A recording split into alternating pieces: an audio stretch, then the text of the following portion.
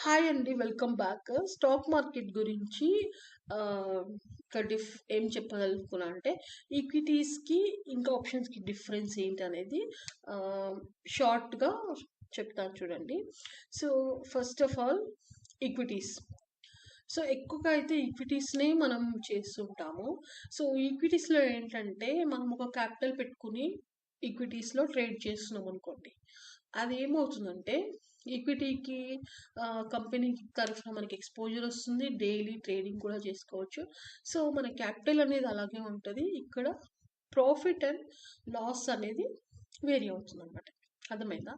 ఈక్విటీస్‌లో capital for example capital మనం ఒక 20,000 పెట్టి క్యాపిటల్ తీసుకుంటే, ఆ క్యాపిటల్ అట్నే ఉంటది. మనకి ఇక్కడొచ్చే లాస్ ఆహ్, బై, సెల్ పెట్టుకున్నప్పుడు ఆ ప్రాఫిట్‌లనేటివి చేంజ్ అవుతుంటాయి.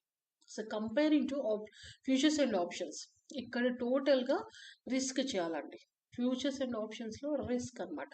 మన 20,000 ఏదైతే ఉందో టోటల్‌గా రిస్క్ చేస్తే, ఆ 20,000 నుంచి you can earn minimum minimum 25,000, 30,000, 40,000 till 1,00,000 అయినా ఎంతైనా పెట్టొచ్చనమాట. సో, బై మనం చూజ్ చేసే స్టాక్ ఎట్లా తీసుకున్నాం అంత దాని పైన బట్టేసి ఈ 20,000 రిస్క్ చేస్తే నీకు 2,00,000 మనకి ఆన్‌లైన్‌లో సోషల్ మీడియాలో చూస్తూ ఉంటాం కదా! ఈ 20,00,000 నేను ఒక 2,00,000 పెట్టి 2 క్రోర్స్ సంపాదించాను. So, this is what happened in that futures అని చెప్పొచ్చు. ఫ్యూచర్స్ అండ్ ఆప్షన్స్ అనమాట. సో, ఇక్కడ ఏంటంటే రిస్క్ పోతే నీ 20,000 పోతుంది టోటల్‌గా. లేదంటే నీకు ఆ ప్రాఫిట్స్ వస్తాయి. 1,00,000 ఆర్ 2,00,000 లైక్ దట్.